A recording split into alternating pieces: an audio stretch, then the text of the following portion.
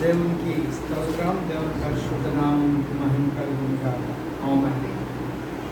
జీవము కలిగిన దేవుడు మన రక్షకుడైన యేసుక్రీస్తు వారి నామమున అందరికీ వందనాలు. ఈనాటి ధ్యానాంశంగా పరిశుద్ధ గ్రంథం నుండి తెస్సలోనికీయులకు రాసిన 2వ పత్రిక 3వ అధ్యాయం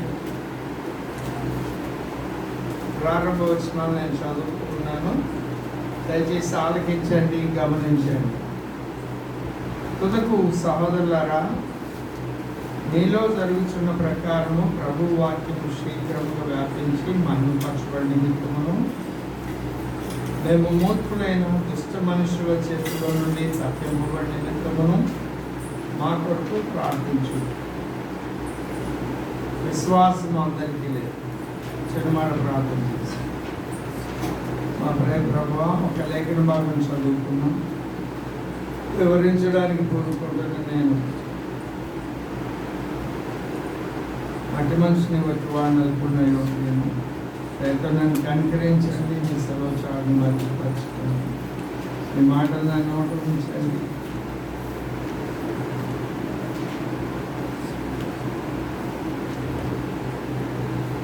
మీ సహాయం నాకు దయచేయండి. బలహీనులైన నన్ను బలపరుచు.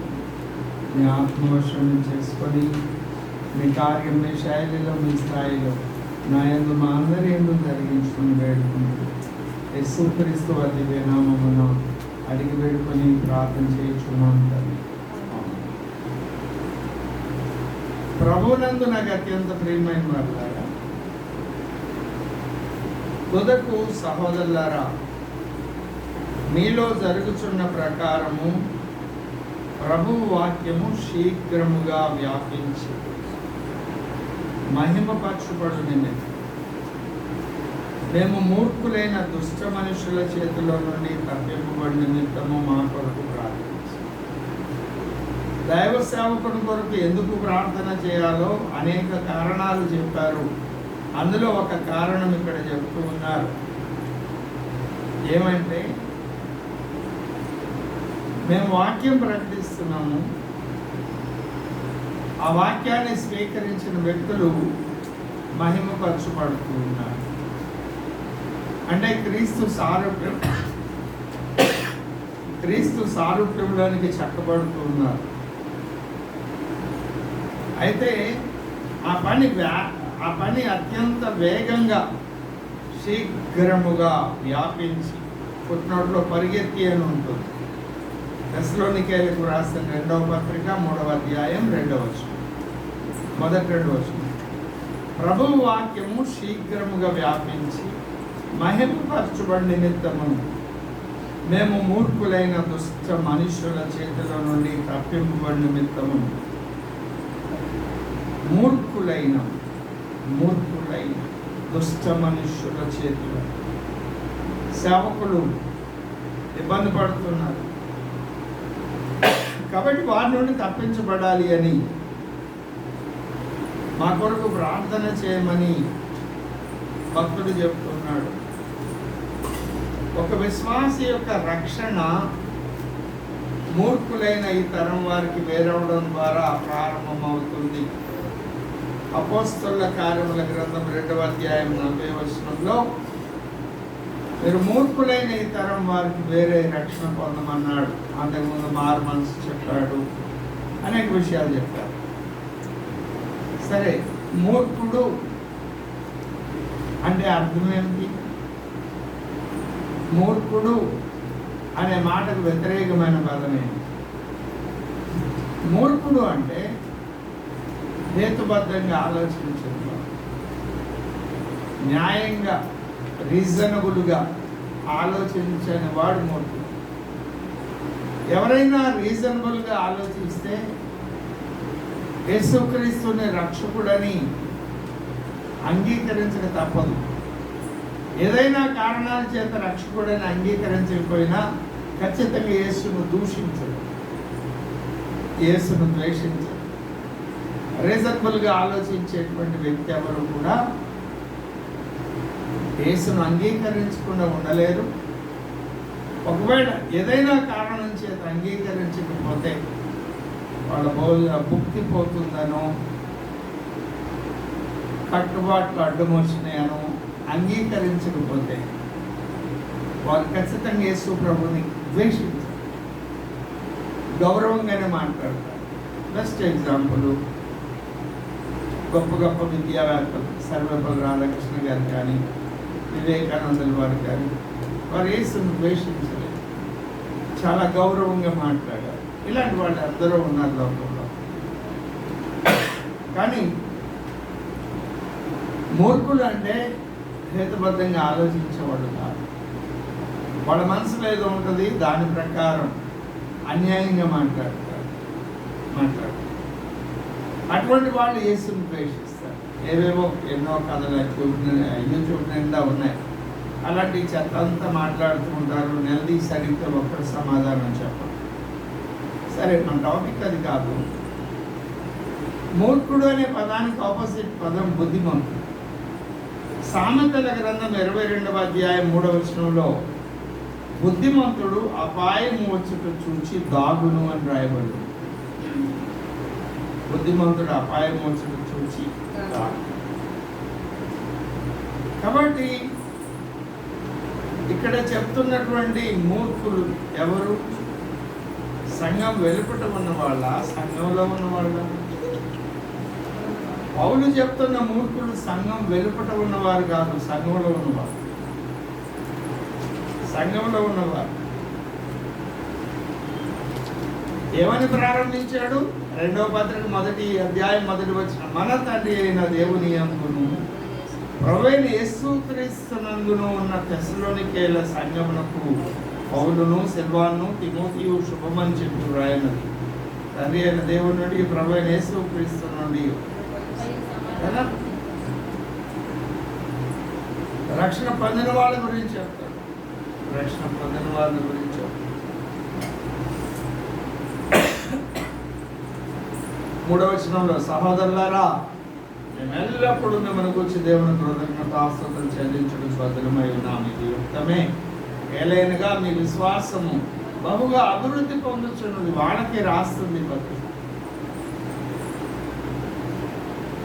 అలాంటి పరిచర్య చేస్తున్న భక్తుడైన పౌలును ఆటంకపరుస్తున్న మూర్ఖులైన వ్యక్తులు ఉన్నారు. వారి నుండి మేము కాపాడబడాలి అంటే మీ ప్రార్థన మాకు కావాలి. అది పౌలు యొక్క విజ్ఞాపన. పౌలు యొక్క ఆలోచన చేయండి. ఎన్నో వివాదాలు క్రైస్తవ మార్గము గురించి. బైబిల్ గ్రంథంలో యేసు ప్రభువారి యొక్క జనన దినాన్ని గురించి వ్రాయడం ఆయన కావాలనే వ్రాయించారు. ఎందుకని? ఆయన వేరే ఉన్నవాడు అనుకోవాలి. ఈ డిసెంబర్ 25 అనేది మధ్యలో వీళ్ళు పెట్టినటువంటిది. ఏవో లెక్కలు చెప్తారు, ఆ లెక్కలు ఏవి కరెక్ట్ కాదు. కాకపోతే ఆ రోజు కూడా మనం దేవుణ్ణి స్తుతించాలి, ఆరాధించాలి అనే కార్యాన్ని కొనసాగిస్తాం.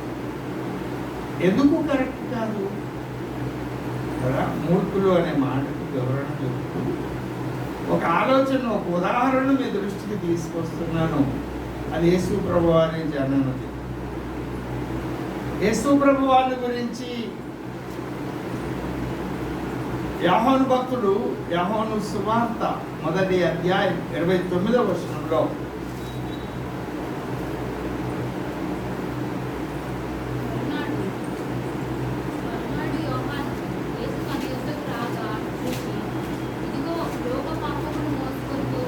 ఇదిగో లోక పాపములను మోసుకొని పోవచ్చున్న యేసయ్య లోక పాపాలు మోసుకెళ్ళడానికి వచ్చాడా? పాపము నిమిత్తం బలిగా శిలువలో మరణించడానికి వచ్చారా? విమోచన క్రయధనంగా నా ప్రాణమును అర్పించడానికి వచ్చారు అన్నారు ఆయన. మార్కు 10:45.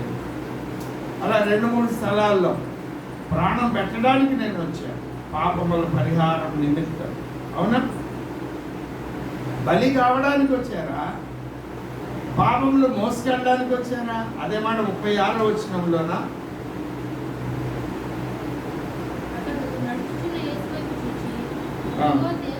ఇదిగో దేవుని గొర్రె పిల్ల, ఇదిగో దేవుని గొర్రె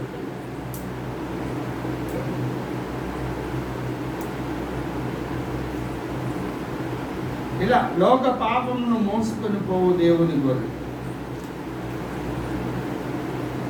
ఆయన పాపములు మోసుకొని పోయే దేవుని గొర్రె పిల్లనా, పాపము నిమిత్తం విమోచన క్రయధనముగా ప్రాణం పెట్టడానికి బలి అవడానికి వచ్చిన యేసునాథుడు ఆ గొర్రె పిల్లనా అంటే రెండు కరెక్ట్. రెండు ఎలా కరెక్టు? వాటికి ఉన్న లేఖన ఆధారం ఏమిటి? లేవియాకాండం 16వ అధ్యాయంలో మనం చూస్తాం ఆ మాట. 21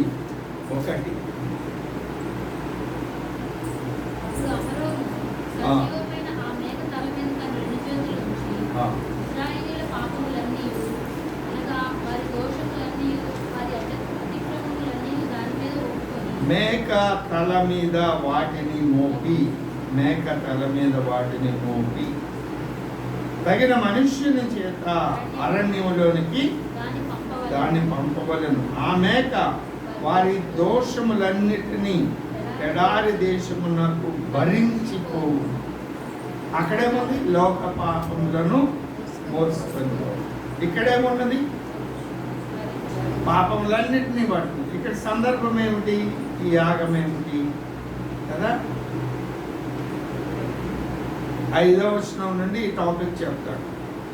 ఇశ్రాయేలీల సమాజంలో నుండి పాప పరిహారార్థ బలిగా 2 మేక పిల్లలను, దహన బలిగా 1 పొట్టేలును తీసుకొని రావాలి. అహరోను తన కొరకు పాప పరిహారార్థ బలిగా 1 కోడెను అర్పించి తన నిమిత్తం తన ఇంటివారి నిమిత్తమును ప్రాయశ్చిత్తము చేసి ఆ 2 మేక పిల్లలను తీసుకుని వచ్చి ప్రత్యక్ష గుడారం యొక్క ద్వారం వద్ద యెహోవా సన్నిధిని వాటిని ఉంచవాలి. అప్పుడు అహరోను యెహోవా పేరిట 1 చీటిని విడిచిపెట్టే మేక పుట్టినట్లు ఏముంది? అజాజే, అజాజే, అజాజే, అజాజే, ఏ ఏ అంటే అర్థం ఏంటి? దేవుడే దేవుడే దాన్యే కదా, న్యాయాధిపతి కదా, దేవుడే నాకు న్యాయాధిపతి. ఏం అంటే దేవుడు అన్నాడు. ఆశా అంటే 2 అర్థాలు. ఆశా అంటే ఒకటి మేక అనే అర్థం, ఇంకొకటి పుట్టుక లేనివాడు అని అర్థం.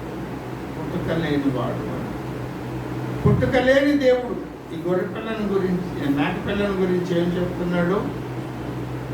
పుట్టుక లేని మేక, పుట్టుక లేదు కదా, పుట్టుక లేని మేక. ఆయనకి ఆది అంతం లేదు, ఆది అంతం లేని వాడు పుడుతున్నాడు. ఆయనకి పుట్టుకే లేదు కానీ పుడుతున్నాడు. పేరుడు 1 చీటిని తీసి ఆ 2 మేకల మీద 2 చీట్లు వేయవను. ఏ మేక మీద యెహోవా పేరిట చీటి పడును ఆ మేకను అహరోను తీసుకొని వచ్చి పాప పరిహారార్థ బలిగా అర్పించవలను. ఏ మేక మీద విడిచిపెట్టుట కదా, విడిచిపెట్టే మేక. అవును, విడిచిపెట్టుట అనే చీటి పడును, దాని వలన ప్రాయశ్చిత్తం కలుగునట్లు దానిని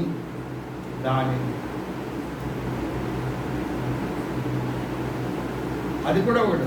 అరణ్యంలో విడిచిపెట్టుటకే యెహోవా సన్నిధిని దాని ప్రాణంతోనే ఉంచుకోవాలి. అప్పుడు అహరోను పాప పరిహారార్థ బలి ఆ కోడెని తీసుకొచ్చి బలి గురించి చెప్పాడు. ఎందుకు 2 మేక పిల్లలను తీసుకురావాలి? ఒకదాన్ని విడిచిపెట్టాలి అని 1 చీటి, విడిచిపెట్టకూడదని 1 చీటి, 2 చీట్లు వేస్తే విడిచిపెట్టకూడదు అనే చీటి వచ్చిన మేక పిల్లని అక్కడ బలిగా అర్పించాలి. బలిగా ఎలా అర్పించాలి? ఇందాక 21వ వచనంలో చదివాం మనం. సజీవమైన మేక తల మీద 2 చేతులు ఉంచి ఇశ్రాయేలీల పాపములన్నీ అనగా వారి దోషములన్నీ, వారి అతిక్రమములన్నీ దాని మీద ఒప్పుకోవాలి. వీళ్ళ పాపాలన్నీ ఇప్పుడు ఒప్పుకోవడం ఏంటి? సంవత్సరము అంతా కూడా ఇశ్రాయేలీలు ఎవరైతే పాపం చేశారో ఆ పాపం చేసిన వ్యక్తులు పాప పరిహారార్థ బలిగా బలిపశువును తీసుకొస్తే అక్కడున్న యాజకుడు ఆ వ్యక్తుల తల మీద చేతుల నుంచి ప్రార్థన చేసి ఆ పాపమంతా వారు తీసుకొచ్చిన బలిపశువు మీదకి ట్రాన్స్ఫర్ చేస్తున్నారు కదా. మళ్ళీ ఇంకా ఇక్కడ పాపం ఏమిటి అంటే ఆయన చూడండి 16వ వచనం.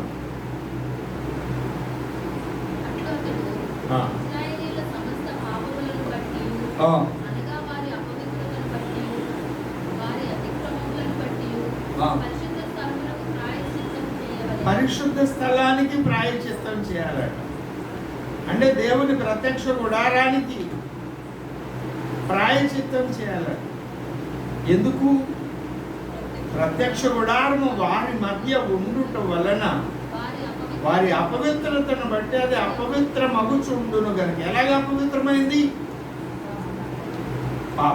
పాపం ఎంత శక్తివంతమైందో చూడు. ఒక ఇశ్రాయేలీయుడు బలిపశువును తీసుకొస్తే అతను తల మీద చేతుల నుంచి ప్రార్థన చేసి ఆ పాపాన్ని బలిపశువు మీదకి ట్రాన్స్ఫర్ చేశారు. దాన్ని వధించి బలి అర్పించినప్పుడు ఆ పాపం అంతా బలిపీఠం మీదకి వెళ్ళింది. బలిపీఠం మీదకి దేవుని అగ్ని దిగి వచ్చి ఆ బలిపశువును దహించినప్పుడు దేవుడు ఆ సువాసనను ఆగ్రహించాడు. ఆహారంగా ఆ పాపము ఎవరి నిమిత్తం బలి అర్పించబడిందో వారి పాపం క్షమించబడింది, కానీ పాపం అలాగే నిలిచు. ఆ పాపం ప్రత్యక్ష గుడారంలోకి వెళ్ళింది. ప్రత్యక్ష గుడారంలో పాపం అలాగే నిలిచి ఉంది. కాబట్టి ప్రత్యక్ష గుడారంలోని పరిశుద్ధ స్థలం అపవిత్రమవుతుంది. అపవిత్రమైనటువంటి ప్రత్యక్ష గుడారాన్ని పవిత్రపరచాలి కాబట్టి ఏడాదికి ఒకసారి 7వ మాసం 10వ నెల ఈ క్రతువును ప్రాయచిత్తార్థపు దినం పండుగ అంటారు. పండుగలన్నీ మొత్తం ఎన్ని? 7. మొదటి 3 పండుగలు పస్కా, బలియని రొట్టెల పండుగ, ప్రథమ ఫలముల పండుగ. ఇవి 3 మొదటి నెల 14 నుండి 21 జరుగుతాయి. ఆ తర్వాత అక్కడ నుండి 50వ దినం పెంతెకొస్తు పండుగ జరుగుతుంది. అది 2వ బంచ్. 3వది 7వ నెల 10 నుండి 21 వరకు జరుగుతాయి. అందులో బూరల పండుగ, శృంగపల్ల పండుగ, ప్రాయచిత్తార్థ పండుగ మరియు పనసాల పండుగ. ఆ 7వ నెల 10వ దినాన జరిగేటువంటి ప్రాయచిత్తార్థ పండుగ దినాన పరిశుద్ధ స్థలాన్ని పవిత్రపరచాలి. అప్పటి వరకు ఎంతమంది ఇశ్రాయేలీలు తమ పాపాన్ని ఒప్పుకొని బలి పశువులు తెచ్చి బలి అర్పించారో, ఎన్ని పశువులు వధించబడి బలిగా అర్పించబడ్డాయో ఆ బలిపీఠం మీద ఉన్న పాపమంతా ప్రత్యక్ష గుడారంలో నింపబడి ఇప్పుడు దాన్ని పరిశుద్ధపరచాలి. కాబట్టి 2 మేకలు తీసుకురండి, చీట్లు వేయండి. ఒకదాన్ని బలి అర్పించడానికి, ఒకదాన్ని విడిచిపెట్టడానికి. విడిచిపెట్టే మేక, దాని పేరు పెట్టారు పుట్టుకలేని దేవుడు అని. పుట్టుకే లేని దేవుడు అని. అందుకే క్రిస్మస్ పండుగ ఎప్పుడనేది ఆయన జన్మదినాన్ని ఎక్కడ వ్రాయించలేదు. ఇంకొక కారణం కూడా ఉంది, చెప్తారు. వ్రాయించలేదు. అలాగున మొదటి పశువును ఆ ప్రత్యక్ష గుడారంలో ఉన్న పాపాలన్నీ బలిగా అర్పించబడేటువంటి మేక మీద మోపి దాన్ని బలి అర్పించారు. అప్పుడు బలిపీఠం మీదకి వెళ్ళినాయి పాపాలు. ఇప్పుడు బలిపీఠం మీద ఉన్నటువంటి పాపాలను ఈసారి ప్రత్యక్ష గుడారంలోనికి రానియకుండా బలిపీఠం మీద నుండి బ్రతుకున్న 2వ మేక పిల్ల తల మీద మోపారు. అది 21వ వచనంలో మనం చదివాం. మేక వారి దోషములన్నిటినీ ఎడారి దేశములకు భరించుకో.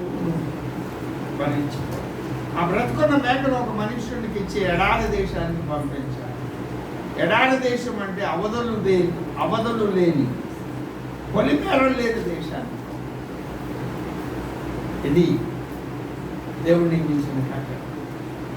ఎందుకు పాపం నశించుకోవడం లేదు? బట్టలే వేసుకున్నాం, సాయంత్రానికి మురికాయి, సర్ఫ్లోనో సోప్ పెట్టి వాష్ చేస్తున్నాం. ఈ బట్టల్లోని మురికి ఏమైంది? నశించిపోయిందా? లేదు. ఆ నీళ్ళలో ఆ నీళ్లు మనం పోస్తే డ్రైనేజ్లో పోతే ఆ మురికి అలాగే మిగిలి ఉంది. ఒక చోట నుండి ఇంకో చోటకి ట్రాన్స్ఫర్ అయ్యింది. అంతేగాని పాపము నశించుకోవాలి. అలాగే మనలో ఉన్న పాపం కూడా మురికి ఎలాగ నశించుకోలేదో మనలో ఉన్న పాపం కూడా నశించుకోదు. ఎందుకు? పాపానికున్న బలం ఏమిటి? దేవుని వాక్కు. దేవుని వాక్యం అన్నిటికీ నశించదు. ఈ పండు తిను దినములు నీవు నిశ్చయముగా దేవుని వాక్కు నశించదు.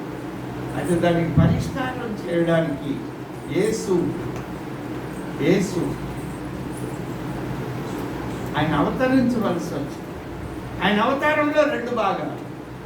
ఒకటి, మరణించడానికి ఆయన లోకానికి వచ్చారు. 2, శిలువ బలిపీఠం మీద ఆయన శిలువ యాగం చేసినప్పుడు మనందరి పాపాలు వేసుకొని శిలువ మీదకి వెళ్ళారు. ఆ పాపమును బట్టి తండ్రి అయిన దేవుడు ఆయనకి ఎడబాటు కలిగింది. గనుకనే మరణం ఆయన బంధించి ఉంచుట అసాధ్యము గనుక దేవుడు ఆయన్ని మరణ వేదన నుండి లేపవలసి వచ్చింది. దేవుడు ఎందుకు లేపవలసి వచ్చింది? ఈ పాపం అంతా ఆయన భరించారు కనుక, పాపంతో ఆయన జయించలేదు కనుక ప్రభు లేపడం ద్వారా ఆ పాపం అంతా కూడా ఆయన బలిగా అర్పించబడడం ద్వారా పాపమునకు పరిష్కారం జరిగింది. మన పాపాన్ని ఆయన భరించారు. కానీ ఆ పాపం అలాగే నిలిచి ఉంది. సెలవు బలిపీఠం మీద నిలిచి ఉన్న ఆ పాపాన్ని యేసు యొక్క మరి ఒక రూపం, ఈ రూపం ఎక్కడుంది? ఈ రూపం ఎక్కడుంది అంటే ఆదికాండం మొదటి నుండి హానోకు దేవునితో నడిచాడు. ఏ రూపంతో? నోవాహు దేవునితో నడిచాడు. 6వ అధ్యాయం 9వ వచనం, 5, 22, 24 వచనాల్లో హానోకు దేవునితో నడిచాడు. 6వ అధ్యాయం 9వ వచనంలో నోవాహు దేవునితో నడిచాడు. ఆదికాండం 18వ అధ్యాయంలో అబ్రహాం దగ్గరికి 3 వచ్చారు ప్రభు. ఏ రూపాలు? అవన్నీ మహిమ రూపాలు, మహిమ కలిగి. ఆ తర్వాత లోతు దగ్గరికి వచ్చారు. ఆ తర్వాత అనేక మంది భక్తుల దగ్గరికి ఆయన వచ్చారు. వచ్చిన ప్రతిసారి మోషే దగ్గరికి వచ్చారు, యెహోషువ దగ్గరికి వచ్చారు, గిద్యోను దగ్గరికి వచ్చారు, మనోహ దగ్గరికి వచ్చారు, మనోహ వారి దగ్గరికి వచ్చారు. వచ్చిన ప్రతిసారి ఒక రూపం అక్కడ కనపడి ఆయన ఒక రూపాన్ని ధరించుకొని వచ్చారు. ఆ రూపాలు మన భాషలో చెప్తున్నాం, తొడుగులు అన్నాం. తొడుగులు అన్నాం, అవతారాలు అన్నాం. అవతారము అంటే అర్థం ఏమిటి? దిగి రావడం. అవతారం క్రిందకు దిగి రావడం. ఎక్కడి నుండి? మహిమలో. ఆయన వచ్చారు అనేక రూపాలు. ఆ వర్క్ ఏదో చేసుకున్నారు. ఆయన అబ్రహాంతో మాట్లాడారు, ఆ వర్క్ అయిపోయింది, వెళ్ళిపోయాడు. లోతో మాట్లాడారు, వర్క్ అయిపోయింది, వెళ్ళిపోయాడు. మోషేతో మాట్లాడాడు, ఆ వర్క్ అయిపోయింది, వెళ్ళిపోయాడు. పని అప్పగించి పని చేసి వెళ్ళిపోయినప్పుడు ఈ శరీరాలన్నీ ఏమైనాయి? ఈ శరీరాలన్నీ ఏమైనాయి? ఆ శరీరాలన్నీ సమీపింపరాని తేజస్సులో అమరత్వం కలిగిన దేవుడు తాను ఒక్కడే ఉంటాడు కదా, అక్కడ భద్రపరచబడ్డాడు. అక్కడ భద్రపరచబడ్డాడు కదా, అక్కడ భద్రపరచబడ్డాడు. ఎలా భద్రపరచబడ్డాయి?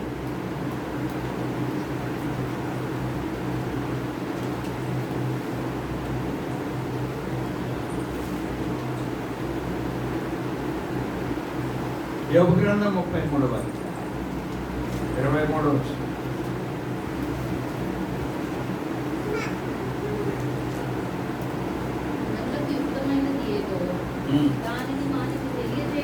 నరులకు యుక్తమైనదేదో అది వారికి తెలియచేయడం.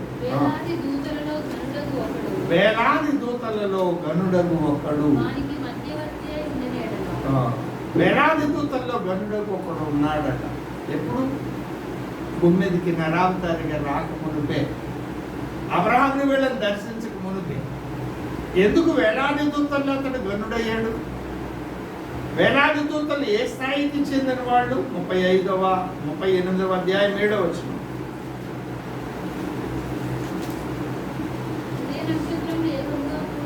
ఉదయ నక్షత్రములు ఏకముగా కూడి పాడినప్పుడు దేవుని కుమారుడు. ఉదయ నక్షత్రములు, ఉదయ నక్షత్రములు అనే పేరు అనేక మందికి ఉంది, చాలా మందికి. అందులో యేసు ప్రభు వారికి ఉంది, అందులో లూసిఫర్ కూడా. యెషయా గ్రంథం 14వ అధ్యాయం 12వ వచనంలో తేజో నక్షత్రమా వేకువ చుక్క అని సాతానుకు ఆ పేరు ఆపాదించడం మనం చూస్తాం. ప్రకటన గ్రంథం 22వ అధ్యాయం 16వ వచనంలో నేను దావీదు వేరు చిగురును వేకువ చుక్కను అని చదవండి.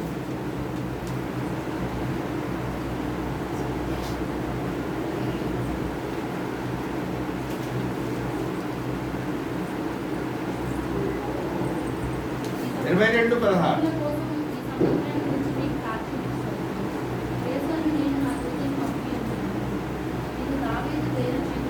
నేను దావీదు వేరు చిగురును, సంతానమును, ప్రకాశమానమైన వేకువ చుక్కను అయి ఉన్నాను. యేసు ప్రభు వారికి ఆ పేరు. ఇలాంటి అది ఒక హోదా. యేసు క్రీస్తు అంటే అర్థం ఏమిటి? యేసు అంటే అర్థం ఏమిటి? రక్షకుడు. క్రీస్తు అనే మాటల అర్థం ఏమిటి? రక్షకుడైన అభిషిక్తుడు, అభిషేకం పొందినటువంటి రక్షకుడు ఆయన. అలాగే ఇక్కడ వేకువ చుక్క అంటే తండ్రి అయిన దేవుడు ఆయా ప్రపంచాలు సందర్శించడానికి వెళ్ళినప్పుడు ఆయనకు ముందుగా వెళ్ళి మార్గాన్ని సరళం చేసేటువంటి డ్యూటీ వేకువ చుక్క అనేటువంటి దూతగణాలు చేస్తాయి. అలాంటి ఉన్నతమైన స్థాయికి చెందినటువంటి దూతగణాల్లో ఒక గణుడు ఉన్నాడట. ఆయన గణుడు ఎందుకయ్యాడు? ఎవరు వెళ్ళలేదు. సమీపింపరాని తేజస్సులోనికి ఆయన వెళ్ళొచ్చి ఉండాలి. అంతకు మించి ఘనమైన పరిచర్య ఏం లేదు. అలా అలవోకగా సమీపింపరాని తేజస్సులో అమరత్వం పొంది తానే నివసిస్తున్న ఆ దేవుని యొద్దకు వెళ్ళడం, ఒక రూపాన్ని ధరించుకోవడం, భూమి మీదకి రావడం, తన కార్యాన్ని ముగించడం, మళ్ళా వెళ్ళిపోవడం, ఆ రూపాన్ని ఆ పైన వేసుకున్న ఆ తొడుగు, ఆ రూపం ఏదైతే ఉందో దాన్ని అక్కడ పెట్టేయడం, మళ్ళా ఆ దూతల దగ్గరికి వచ్చాడు. ఇదే మాట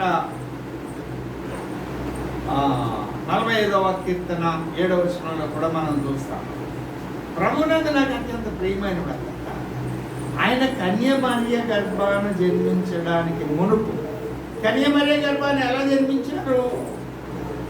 మట్టి శరీరం, మానవ దేహంతో, రక్త మాంసాలు కలిగిన వాడిగా ఆయన జన్మించారు. హెబ్రీయులకు రాసిన పత్రిక 2:14-15 వచనాల్లో మాట చూస్తాం. కానీ అంతకుముందు ఉన్న రూపాలు ఉన్నాయే, ఆ రూపాలు మరల ఎప్పుడైతే ఈయన సెలవు యాగం చేశారో, సెలవులో మరణించి తిరిగి లేచారో, ఆ పాపాలన్నీ ఎక్కడున్నాయి? సెలవు బలివీయడం మీద ఉన్నాయి. పనిలో ఆ రక్తాన్ని తీసుకువెళ్ళి ఎక్కడ ప్రోక్షించాడు? యోహాను సువార్త 20వ అధ్యాయంలో మరియా సమాధుల దగ్గర వెతుకుతున్నాం. ముట్టుకోబోతే ఏమన్నాడు? మరి ఆగు, నేను ఇంకా మహింపరచబడలేదు. ఎందుకు? ఆ రక్తాన్ని తీసుకువెళ్ళి అక్కడ ప్రోక్షించాలి. ఇక్కడ అహరోను తన కొరకు, లేవేకాండం 16లో అహరోను తన కొరకు కోడెను వధించి ఆ రక్తాన్ని తీసుకొని బలిపీఠం మీద ప్రోక్షించాలి. లోపల ఉన్నటువంటి మందస్సు మీద కూడా ప్రోక్షించాలి. ఆ తర్వాత ఈ క్రతువంతా మొదటి మేకను వధించి రెండవ మేక మీద ఆ పాపమును మోపి అరణ్యానికి పంపిన తరువాత అహరోను పరిశుద్ధ స్థలంలో స్నానం చేయాలి. జ్ఞాపకమైన మీకు లేవియాకాండం 16వ అధ్యాయం 22వ వచనం 22లో ఆ మేక వారి దోషములన్నింటినీ ఎడారి దేశమునకు భరించుకోవును, అతడు అరణ్యములో ఆ మేకను విడిచిపెట్టవలను. అప్పుడు అహరోను ప్రత్యక్ష గుడారములోనికి వచ్చి తాను పరిశుద్ధ స్థలంలోనికి వెళ్ళినప్పుడు తాను వేసుకున్న నాలుబట్టలు తీసి అక్కడ వాటిని ఉంచి పరిశుద్ధ స్థలములో దేహముతో నీళ్లతో కడుగుకొని బట్టలు తిరిగి ధరించుకొని బయటికి. పరిశుద్ధ స్థలం మామూలుగా ఎక్కడ? ద్వారం లేదు, అందరూ చూస్తుండగా స్నానం చేయాలి. కానీ ఈ బలి అర్పించినప్పుడు పరిశుద్ధ యేసు మహిమదేహాన్ని ధరించుకొని అక్కడికి వెళ్ళారు. పరిశుద్ధ స్థలం అక్కడ ఆ బలి అర్పించి రక్త ప్రోక్షణ జరిగించి ఆ తర్వాత భూమి మీదకి వచ్చి ఆ సన్నివేశాన్ని గురించి ఇప్పుడు నేను మీకు పరిచయం చేస్తున్న అంశం ఏంటి అంటే, అక్షరార్థంగా కన్యమర్య గర్భాన జన్మించిన శరీరంతో ఆయన సెలవులో బలియాగమయ్యారు. ఎందుకంటే రక్తం కావాలి కనుక. ఆ రెండవ రూపాలు, అనేక రూపాలు ఉన్నాయే, ఆ రూపాలన్నీ ఒక రూపమా? ఆ రూపాలు ఏవైతే ఉన్నాయో ఆ రూపముల మీద, సెలవు మీద ఉన్నటువంటి ఆ పాపములన్నింటినీ ఆ రెండవ రూపం మీద మోపి ఎడారి దేశానికి పంపించారు. చూడండి, మనం పాపం ఎంత సులువైంది గురించి, ఎందుకు మరణించాల్సి వచ్చింది? ఆజ్ఞాకి క్రమం, పాపానికి జీతం మనం చాలా లైట్గా తీసుకున్నాం. లైట్గా తీసుకుంటాం. పాపాన్ని పరిహరించడానికి దేవుడు ఎంత ప్రయాసపడవలసి వచ్చిందో, ఆ ప్రణాళిక ఎంత విస్తారమైందో ఈ మాటలు మరలా ధ్యానం చేయాలి. దీని మీద చాలా తప్పుగా వ్యాఖ్యానించే ఒక డినామినేషన్ సెవెంత్ డే అడ్వెంటిస్ట్లో అమ్మగారు రూత్ గారు పేరు అమ్మగారు, ఒక మేక ప్రభు అయిన యేసుక్రీస్తు, రెండవ మేక బలిగా అర్పించబడిన మేక ప్రభు అయిన యేసుక్రీస్తు, పాపములు మోయబడిన మేక లూసిఫర్ అని ఆవిడ పెద్ద బుక్ రాశారు. అని కాదు అర్థ వాళ్ళు కాదు. ఎందుకు కాదంటే పాపంలో ఉన్న ఒక మనిషిని విమోచించే పని పరిశుద్ధుడైన దేవుడే చేస్తాడు, కానీ అపవాది చేయడు. అపవాది మనిషిని పాపంలో పడేయడమే చేస్తాడు, చెడగొట్టడమే చేస్తాడు. వాడికి బాగు చేయడం అనే హిస్టరీ వాడి చరిత్రలో లేదు. కాబట్టి రెండవ మేక ఖచ్చితంగా ప్రభు అయిన యేసుక్రీస్తు. అది అర్థం కావడానికే మనకి లేవియాకాండ 16వ అధ్యాయంలో ఆ సన్నివేశాన్ని వ్రాయించారు. మనం తీసుకున్న మూలవాక్యం ఏమిటి, ధ్యానం చేస్తున్నది ఏమిటి? మనం తీసుకున్న మూలవాక్యము, మేము మూర్ఖులైన దుష్ట మనుషుల చేతిలో నుండి తప్పింపబడు నిమిత్తం మా కొరకు ప్రార్థన. క్రైస్తవేతర సమాజంలో మూర్ఖులు ఉన్నారు. వాళ్ళు పౌలును శీలను వెంటబడి తరిమారు. వాళ్ళ గురించి కాదు. అపొస్తలుల కార్యముల గ్రంథం 15వ అధ్యాయం 50వ వచనం.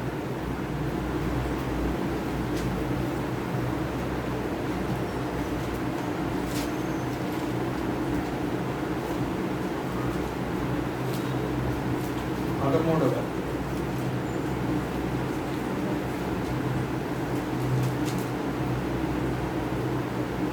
49లో ప్రభు వాక్యం ఆ ప్రదేశం అంతటా వ్యాపించను గాని యోధులు భక్తి మర్యాదలు గల స్త్రీలు ఆ పట్టణపు ప్రముఖులను రేపి, ఎందుకో 45వ వచనం, యూదులు జన సమూహములను చూచి మత్సరంతో నిండుకొని దూషించుచు పౌలు చెప్పిన వాటికి అడ్డము చెప్పి. వీళ్ళు సంఘం వెలుబడి ఉన్నటువంటి మూర్ఖులు. వీళ్ళ గురించి కాదు ఇక్కడ దెస్సలోనికీయులకు రాసిన 2వ పత్రిక 3వ అధ్యాయం 2వ వచనంలో చెప్తున్న మూర్ఖులు.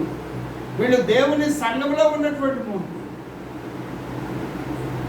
వీళ్ళే దేవుని పని, దేవుని వాక్యం వేగంగా వ్యాపించకుండా ఆటంకపరుస్తున్నారు. వాళ్ళ గురించి చెప్తున్నాడు. వాళ్ళ గురించి చిన్న చిన్న విషయాల దగ్గర నుండి పెద్ద విషయాల వరకు చూస్తే, సిద్ధాంతపరమైన విషయాల్లో భిన్నాభిప్రాయాలు ఉన్నప్పుడు ఆ భిన్నాభిప్రాయాల గురించి మాట్లాడరు, ధ్యానం చేయరు, ఒకరినొకరు గౌరవించుకొని లేఖనాలు పరిశీలించరు, ఎవరి బాధను వాడరు. అది ఎంతో అభ్యంతరకరంగా ఉంటుంది. నూతనంగా రక్షించబడే వారికి అది ఎంతో ఆటంకంగా అభ్యంతరకరంగా ఉంటుంది. మూర్ఖులు కదా వీళ్ళు. దేవుడు అవును అని చెప్పి కాదనేవాడు కాదు. ఆయన ఒకటే చెప్తారు, అవునంటే అవును, కాదంటే కాదు, అవునంటే అవును, కాదంటే కాదు. కానీ వాళ్ళు దాన్ని తర్కించడానికి ఇష్టపడరు, పరిశీలించడానికి ఇష్టపడరు. అలాంటి వారి వలన దేవుని వాక్యం విస్తారంగా అత్యంత వేగంగా వెళ్ళవలసిన వాక్యం వెళ్ళడం. ఇక స్థానిక సంఘాల్లో చూడండి,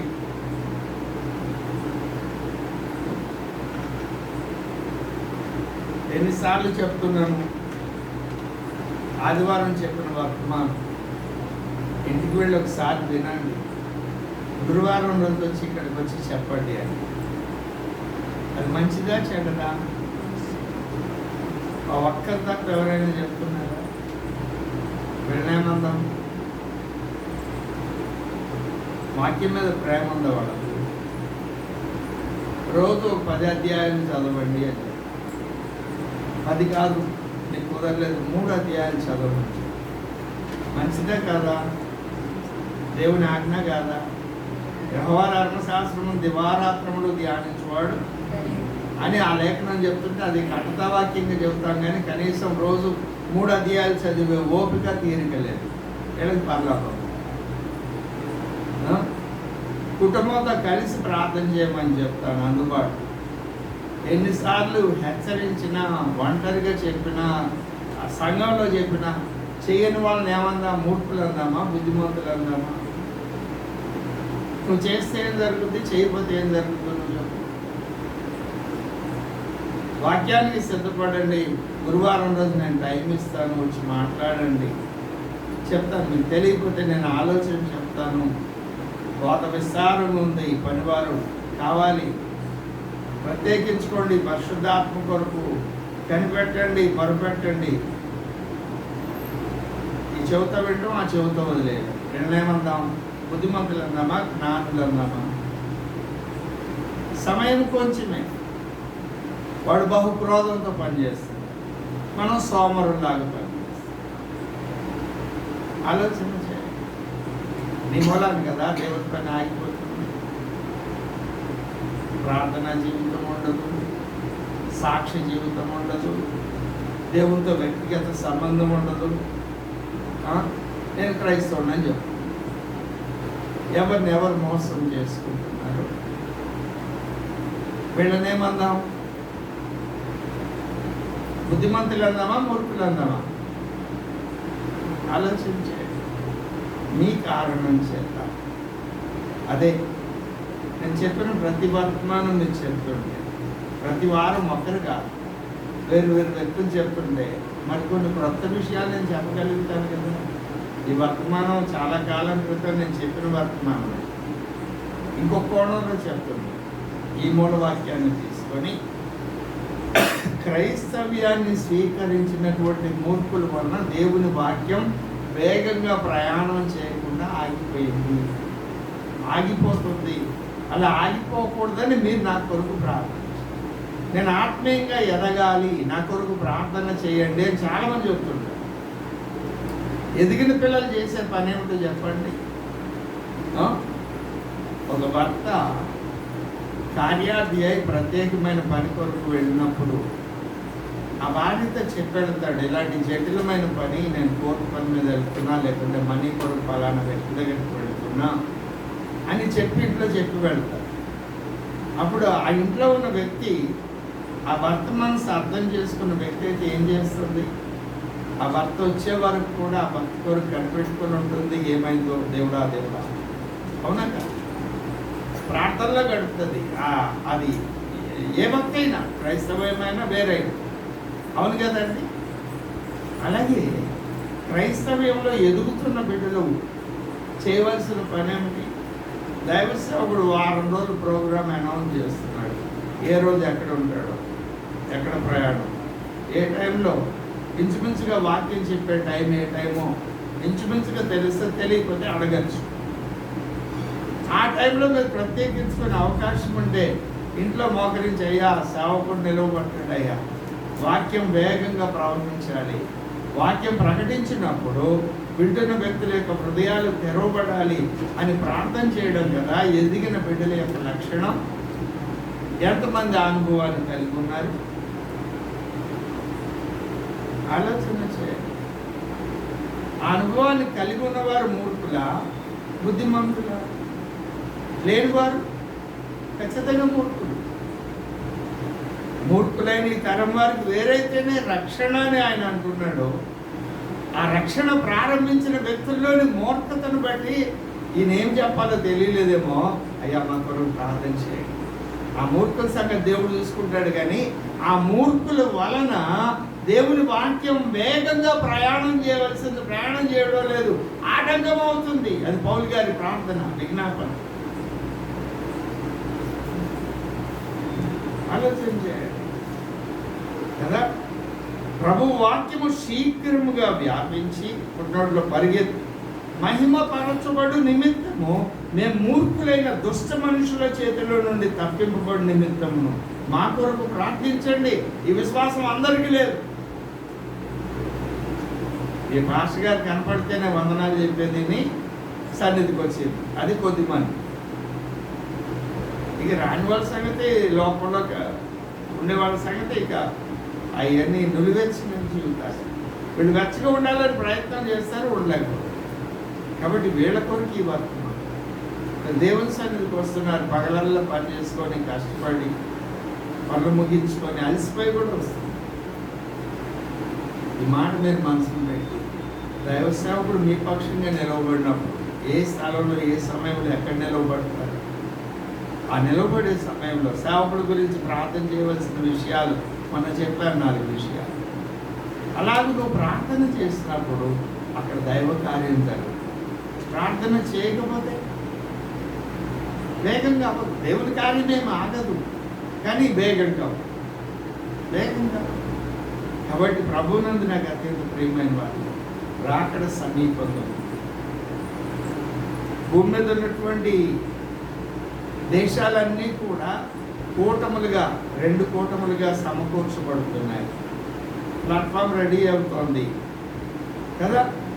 ఫైనల్ ఒక్క రోజులో తీసుకునే డెసిషన్సే. మీరు క్షుణ్ణంగా పరిశీలిస్తే రష్యా కూటమి రెడీ అవుతుంది, ఇరాన్, పర్షియా దేశాలు అంటే పారసీకపు దేశాలు, తర్వాత లిబియా, తర్వాత జర్మనీ దేశాలు, తర్వాత సిరియా, 10 రాజ్యాల కూటమి. వాళ్ళందరూ కూడా రష్యా కూటమిలో ఉన్నారు. వాళ్ళు దండెత్తొస్తారు చివరికి ఇజ్రాయెల్ మీద. ఇవన్నీ ముందు జరుగుతున్నటువంటి శాంపిల్స్. భూకంపాలు వస్తాయని చెప్పారు కదా. ఇప్పుడు వస్తున్న భూకంపాలన్నీ అప్పుడు రాబోయే మహాభూకంపానికి ముందు చూచారు. అలాగే ఉపద్రవాలు, అప్పగించబడ్డారు సేవకులు సమాజ మందిరాలకి, మోసగాడురైన పనివారు, ఇవన్నీ పరాకాష్ఠ స్థాయిలో జరిగేది ఎలాగో అలాగే ఈ కూటమి కూడా రెడీ అవుతుంది. మన కళ్ళ ముందు కనపడుతుంది. మనం ఉన్న పరిస్థితులు ఎలాంటివి. ఈరోజు చాలా పోరాటం. ఇంతకుముందు గవర్నమెంట్ ఉద్యోగం అంటే హాయిగా మీకు పనే ఉండదు, 5ంటికల్లా వెళ్తారు, 11ంటికి పోతారు, మధ్యలో టీ కానీ వెళ్తారు, లంచ్ కానీ వెళ్తారు, మళ్ళీ టీ అంటారు, సాయంత్రం మీకు పనే ఉంటుంది, హాయిగా ఉంటుంది. వాళ్ళ గవర్నమెంట్ ఎంప్లాయీస్ ప్రైవేట్ ఎంప్లాయీస్ కంటే ఎక్కువ ప్రయాసం. ఎవరో చెప్తున్నారు, గుంటూరు మున్సిపల్ ఆఫీస్లో రాత్రి 10 వరకు మార్నింగ్ వస్తున్నాడు, అలాగే కూర్చుంటున్నారండి. ఈ మాటలు ఎందుకు చెప్తున్నాను? ఎవరికి నెమ్మది ఉండదు, ఎవరికి సమాధానం ఉండదు, ఎవడు దేవునితో గడిపే అవకాశం ఉండదు, దేవుని వాక్యం చేత నింపబడే అవకాశం ఉండదు. రానున్న రోజుల్లో బైబిల్ ఉండదు. మీ పిల్లలకి వాళ్ళ స్థాయిని బట్టి, వయసును బట్టి వాక్యం నేర్పించమని చెప్తాం. ఎంతమంది నేర్పుతున్నారు? ఇవన్నీ రాకడదు. బైబిల్ లేనప్పుడు వాళ్ళ హృదయాల్లో ఉన్న వాక్యమే వాళ్ళు బ్రతికిస్తారు. వాళ్ళ హృదయాల్లో ఉన్న వాక్యమే వాళ్ళు బ్రతికిస్తారు. ఈ పనులు మనం చేయకపోతే మనమే మూర్ఖులం. మనం మూర్ఖులమైతే మనకి మాత్రమే నష్టం కాదు. ఒక ఇంట్లో కుటుంబ యజమాని మూర్ఖుడైతే ఆ ఇంటికి అంతటికీ నష్టం. అట్లాగే దేవుని సంఘంలో విశ్వాసులైన వ్యక్తులు మూర్ఖులైతే, సేవకుడు మూర్ఖులైతే ఆ సంఘానికి నష్టం. దేవుని వాక్యం విస్తారంగా ప్రభావం. బుద్ధిమంతులైతే అప్పగించుకున్న పనులు చేసుకుంటూ అవకాశం ఉన్న ప్రతి సమయంలో దేవుని వాక్యం ధ్యానం చేయడమా, ప్రార్థనా జీవితమా, లేకపోతే నోట్స్ తయారు చేసుకోవడమా, దేవుడు ఒకవేళ అవకాశం ఇచ్చి నన్ను అక్కడ నిలవబెడితే నేనేం చెప్పాలి అని మెసేజ్ రెడీ చేసుకొని పెట్టుకోవడమా, ఇలాంటి ఆసక్తి ఉంటే కదా దేవుడు నేను వాడుకోవడానికి ఇష్టపడేది. ఆలోచన చేయండి. ప్రభునందు నాకు అత్యంత ప్రియమైన వాళ్ళు ఈ మాట మనసు అంత్య దినాల్లోట ఇలాంటి వారు చాలా ఎక్కువ మంది అవుతారట. పౌరు భక్తుడే రాస్తాడు, తిమోతికి రాసే 2వ పత్రిక 3వ అధ్యాయం ప్రారంభం నుండి.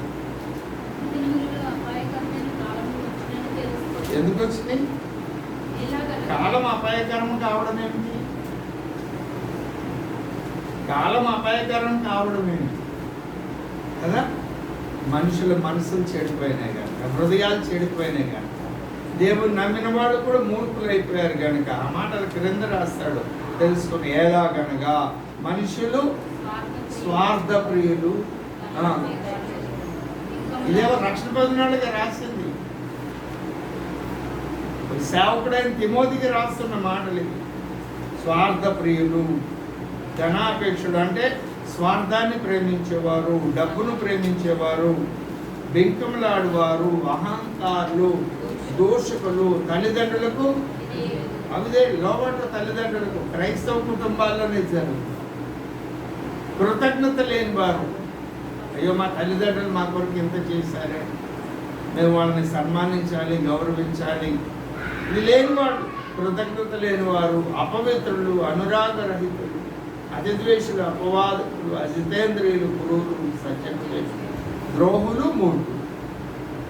ద్రోహం చేయడానికి కనుక వీళ్ళందరిని గురించి చెబుతూ గర్వాంగులు, దేవుని కంటే సుఖానుభవమును ఎక్కువగా. పొద్దున్నేసిన దగ్గర నుండి ఇప్పటివరకు ఏమేమి చేసావు ఒకసారి ఆలోచించుకో. నువ్వు చేసిన పని నీకు కానీ, నీ కుటుంబానికి కానీ, దేవునికి కానీ ఉపయోగపడేదా? లేకుంటే సెల్ ఫోన్ పెట్టుకొని తిప్పుకుంటూ కూర్చున్నావా? లేకుంటే ఊరక రోడ్ల పడి తిరిగావా? ఏం పని చేసావు? ఈ లక్షణాలు నువ్వు పనులకు వెళ్ళకపోతావు. అంతేకాదు, దేవుని కంటే సుఖానుభవం ఎక్కువగా ప్రేమించేవారు, పైకి భక్తి గల వారి వలె ఉండి దాని శక్తిని ఆశ్రయించని వారు భక్తిపరులాగా నటిస్తారు. దేవుని శక్తి ఇచ్చి వారికి విముఖుడు అయింది. ఆడికి ముఖం కూడా చూపిమాకండి. తిమోతికి అట్టడికి ముఖం కూడా చూపిమాక, లక్ష్య పెట్టి మాకు. అమ్మో, ఆత్మ నశించిపోతేమోగా, పోనీ పోతే నీకేం నష్టం? నువ్వు చెప్పావా లేదా? హెచ్చరించావా లేదా? ప్రార్థన చేసావా లేదా? వాళ్ళు పడలేదు, ఆమెలో పడలేదు. నష్టం వాళ్ళకి, నీకేంటి? నీతిమంతుడు నీతిమంతుడిగానే ఉండని, అబద్ధికుడిగానే ఉండు. చెప్పారా మాట? ప్రకటన గ్రంథం 22వ అధ్యాయం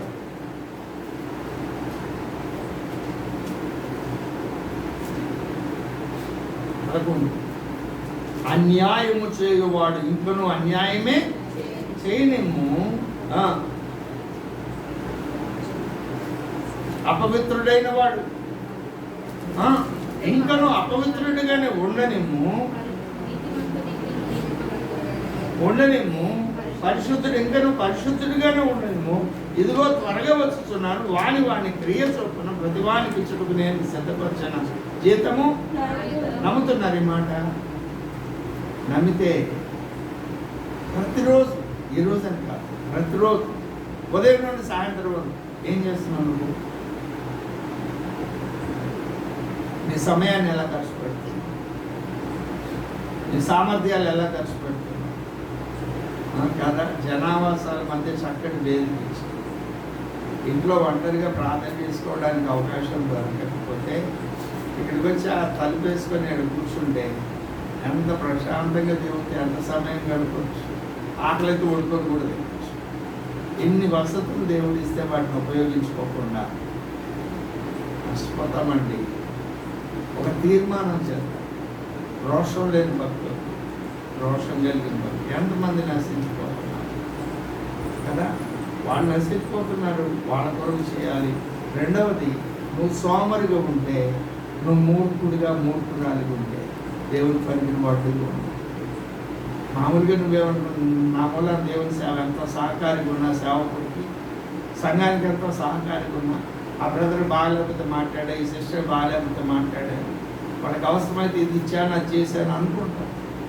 కానీ అసలైన విషయం ఏమిటంటే, సేవకుడు దేవుడి వాక్యం వేగంగా ప్రకటించకుండా నీ అజ్ఞాన కృత్యముల వల్ల నష్టపోతుంది. ఆటంకం. పౌలు బాధపడుతున్నాడు, దుఃఖపడుతున్నాడు. ఏమని? ఇంకో మూర్ఖులైన ఈ ప్రజల నుండి దుష్ట మనుషులట. మూర్ఖులు, దుష్ట మనుషులు. వారి హృదయంలో మంచి ఉండదు, అంత చెడే. ఎదుటి వాళ్ళని గౌరవించరు, ప్రేమించరు, లోబడరు, సమాధానం కలిగి ఉండరు. నేను ఎప్పుడు చెప్తాను, నీ ఇంట్లో పనిచేసే అమ్మాయిని కూడా నీ కుటుంబ సభ్యుల్ని ఎలా గౌరవిస్తావో అలా గౌరవించాలి. ఎన్ని కుటుంబాల్లో ఇంట్లో పనిచేసే అమ్మాయిని ఎంత తక్కువగా మాట్లాడుతున్నారు. వాళ్ళు ఆ అమ్మాయికి ఏమవ్వదు. గౌరవించిన వ్యక్తులకు ఆశీర్వాదం పోతుంది. ఈరోజు చెప్పాను ఆ మాట, సేవా ప్రారంభం నుండి చెప్పాను. అందులో రక్షణ పొందిన వారు అన్యులు ఉంటారు. వాళ్ళు రక్షణ పొందిన వారైనా అన్యులైనా వాళ్ళని నీ కుటుంబ సభ్యులను ఎలాగో ప్రేమిస్తావో, ఎలా గౌరవిస్తావో అలా గౌరవించు. వారిని దగ్గర పనిచేయడానికి వచ్చినంత మాత్రాన వాడు తక్కువ స్థాయి కాదు, అమూల్యమైన రక్తంతో కొనబడింది. ఆలోచన చేయాలి. నువ్వు బుద్ధిమంతురాలుగా లేకపోతే ఆ మూర్ఖతనే కలిగి ఉంటే, భక్తి కలిగినటువంటి దేవుని శక్తి లేని వ్యక్తిగా ఉంటే నువ్వు నష్టపోతావు. ఒకటి, నువ్వు నష్టపోతే నీ ఛానల్ వేరు, నా వరకే కదా నువ్వు అనుకోవడం కాదు. దేవుని సేవకుడు కట్టుగా సేవకుడుగా ఆలోచన చేయాలి. మనం పరిశీలించుకున్నా. నువ్వు వర్తమానం నాకు మొదట, తర్వాత నన్ను నేను ఉదయం నుండి ఇప్పటి వరకు నేను ఏం చేస్తాను ఈరోజు. అలాగే ప్రతిరోజు వాళ్ళు ఏదైనా టైం వేస్ట్ చేసుకుంటే క్షమాపణ అడిగి సరి చేసుకొని, ప్రభా ఇంకెప్పుడు అలాగే చేయను, ప్రభు దగ్గరికి వెళదాం, రండి ప్రార్థన చేసుకుందాం. 2 నిమిషాలు అందరూ ప్రార్థన చేయండి. ఒకరు బిగ్గరగా ప్రార్థన చేయండి. శారీరకంగా బలహీనలుగా ఉన్నవారు మన మధ్యలో ఉన్నారు. వెంకటరమణ గారికి జ్వరం, రూప గారు బలహీనంగా ఉన్నారు, మల్లేశ్వరి గారు బలహీనంగా ఉన్నారు.